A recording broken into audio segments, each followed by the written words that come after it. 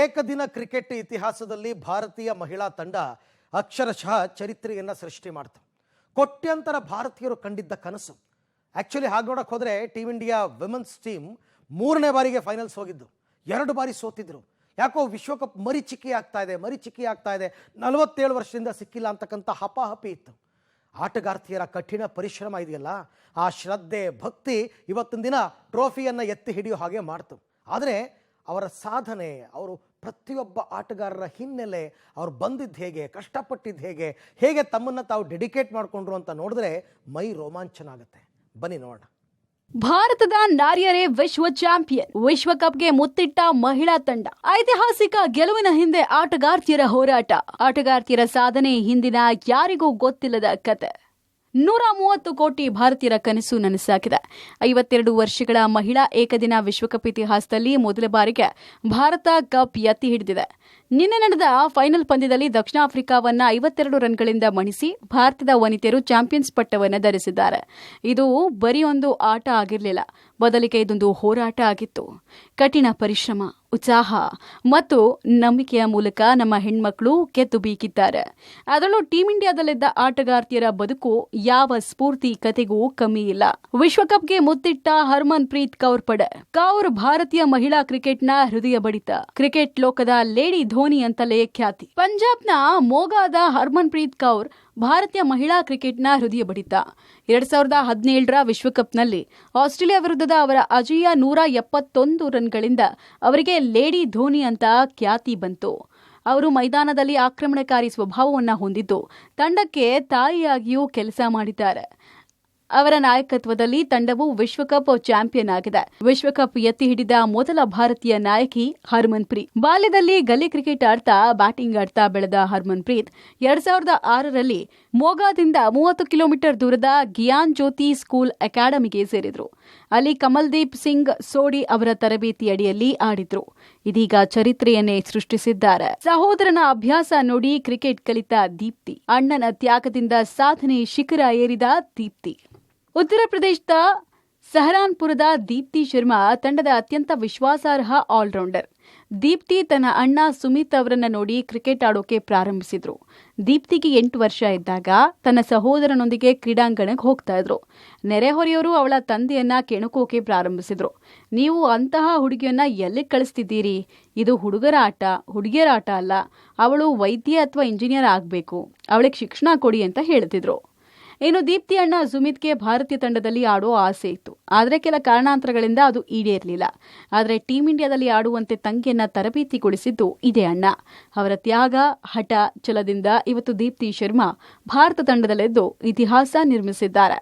ವಿಶ್ವಕಪ್ ಪಂದ್ಯದಲ್ಲಿ man of the tournament ಪ್ರಶಸ್ತಿಗೆ ಪಾತ್ರರಾಗಿದ್ದಾರೆ. ವಿಶ್ವಕಪ್ನಲ್ಲಿ ಬಡಗಿ ಮಗಳ ಕಮಾಲ್. ಇನ್ನು ತಂಡದಲ್ಲಿರುವ ಅಮನ್ಜೋತ್ ಕೌರ್ ಗೆಲುವಿನ ಖುಷಿಯನ್ನ ತಂದೆ ಹಂಚಿಕೊಂಡಿದ್ದಾರೆ. ಅಮನ್ಜೋತ್ ಅವರ ಅಜ್ಜಿಗೆ ಹೃದಯಾಘಾತದಿಂದ ಹಾಸಿಗೆ ಹಿಡಿದಿದ್ರು. ಆದರೆ ಭಾರತದ ಗೆಲುವಿನ ಸುದ್ದಿ ಮತ್ತು ಅಮನ್ಜೋತ್ ಅತ್ಯುತ್ತಮ ಪ್ರದರ್ಶನದಿಂದ ನನ್ನ ತಾಯಿಗೆ ಹೊಸ ಜೀವ ಬಂದಿದೆ ಅಂತ ಅಮನ್ಜೋತ್ ತಂದೆ ಭೂಪಿಂದರ್ ಸಿಂಗ್ ಹೇಳಿಕೊಂಡಿದ್ದಾರೆ. ಇನ್ನು ಅಮನ್ಜೋತ್ ಕೌರ್ ಅವರ ತಂದೆ ಬಡಗಿ ಆಗಿದ್ದಾರೆ. ಇವರು ತಮ್ಮ ಕೈಯಿಂದಲೇ ಮಗಳಿಗೆ ಮೊದಲ ಬ್ಯಾಟ್ ಅನ್ನು ತಯಾರಿಸಿ ಕೊಟ್ಟಿದ್ರು. ಇದೀಗ ಅಮನ್ ಕುಟುಂಬ ಸಂಭ್ರಮದಲ್ಲಿ ತುಂಬಿದೆ. ಕ್ರಿಕೆಟ್ ಹುಡುಗರ ಆಟ ಅಂತ ಟೀಕಿಸಿದವರಿಗೆ ಸಾಧನೆ ಮೂಲಕ ಶಫಾಲಿ ಉತ್ತರ.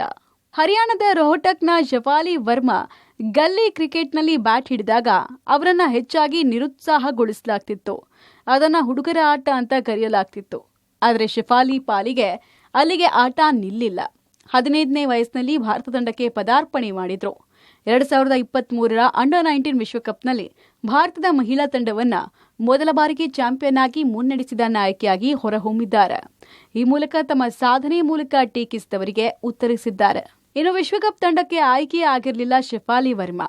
ಆದರೆ ರೇಣುಕಾ ಠಾಕೂರ್ ಗಾಯಗೊಂಡು ಹೊರಗುಳಿದಾಗ ತಂಡವನ್ನ ಸೇರ್ಕೊಂಡಿದ್ದೆ ಶಫಾಲಿ. ತಂಡ ಸೇರ್ತಾ ಇದ್ದ ಹಾಗೆ ಇತಿಹಾಸ ನಿರ್ಮಾಣ ಆಗಿದೆ. ಮಹಿಳಾ ತಂಡದ ಆಪತ್ ಬಾಂಧವ ಸ್ಮೃತಿ ಮಂದಾನ ವಿಶ್ವಾಸಾರ್ಹ ಆಟಗಾರ್ತಿಯಾಗಿ ಇತಿಹಾಸ ಸೃಷ್ಟಿ. ಮಹಾರಾಷ್ಟ್ರದ ಸಾಂಗ್ಲಿ ಅವರಾದ ಸ್ಮೃತಿ ಮಂದಾನ ಬಾಲ್ಯದಿಂದಲೂ ಹುಡುಗರೊಂದಿಗೆ ಆಟ ಆಡ್ತಿದ್ರು. ಅವರ ತಂದೆ ಮತ್ತು ಸಹೋದರ ಇಬ್ಬರು ಕ್ಲಬ್ ಕ್ರಿಕೆಟಿಗರಾಗಿದ್ದರು. ಬ್ಯಾಟಿಂಗ್ ಸಮಯ ಮತ್ತು ಶಾಟ್ ಆಯ್ಕೆಯು ಅವರನ್ನ ಭಾರತೀಯ ತಂಡದಲ್ಲಿ ಅತ್ಯಂತ ವಿಶ್ವಾಸಾರ್ಹ ಆಟಗಾರ್ತಿಯಲ್ಲಿ ಒಬ್ಬರನ್ನಾಗಿ ಮಾಡಿದೆ. ಮಂದಾನ ತಂಡವನ್ನ ಹಲವು ಬಾರಿ ಕಠಿಣ ಪರಿಸ್ಥಿತಿಯಿಂದ ರಕ್ಷಿಸಿದ್ದಾರೆ ಮತ್ತು ಈಗ ಮಹಿಳಾ ಕ್ರಿಕೆಟ್ನ ಜಾಗತಿಕ ಐಕಾನ್ ಆಗಿದ್ದಾರೆ. ಸ್ಮೃತಿ ಮಂದಾನ ಹುಡುಗಿಯರ ತಂಡಗಳಿಗಿಂತ ಹುಡುಗರ ತಂಡಗಳಲ್ಲೇ ಅಭ್ಯಾಸ ಮಾಡಬೇಕಾಗಿತ್ತು.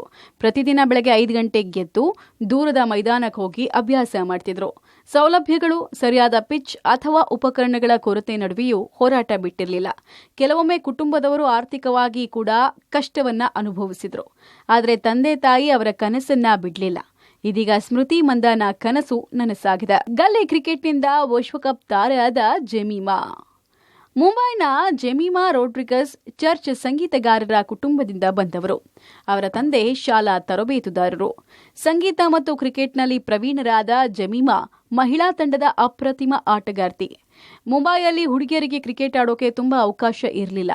ಬಾಲಕಿಯರಿಗಾಗಿ ಪ್ರತ್ಯೇಕ ತರಬೇತಿ ಅಥವಾ ತಂಡಗಳೇ ಇಲ್ಲದಿದ್ದ ಕಾರಣ ಜೆಮಿಮಾ ಅವರು ಹುಡುಗರ ಜೊತೆಯೇ ಆಡಬೇಕಾಗಿತ್ತು. ಅದು ಅವರಿಗೊಂದು ಸವಾಲಾಗಿತ್ತು. ಮುಂಬೈನ ಗಲ್ಲಿಗಳಲ್ಲಿ ನಿತ್ಯ ಅಭ್ಯಾಸ ಮಾಡ್ತಿದ್ರು. ಕೇವಲ 13ನೇ ವಯಸ್ಸಿನಲ್ಲೇ ಮುಂಬೈ ಅಂಡರ್ 19 ತಂಡಕ್ಕೆ ಆಯ್ಕೆಯಾದ್ರು. 17ರ ವಯಸ್ಸಿನಲ್ಲಿ ಭಾರತೀಯ ಮಹಿಳಾ ಕ್ರಿಕೆಟ್ ತಂಡದಲ್ಲಿ ಸ್ಥಾನ ಪಡೆದ್ರು. ಇದು ಅವರ ಹೋರಾಟದ ಫಲವಾಗಿತ್ತು. ಹುಡುಗರ ಜೊತೆಗೆ ಆಡೋದ್ರಿಂದ ಅವರ ಆಟದ ಶೈಲಿ ಹೆಚ್ಚು ತೀಕ್ಷ್ಣವಾಯಿತು.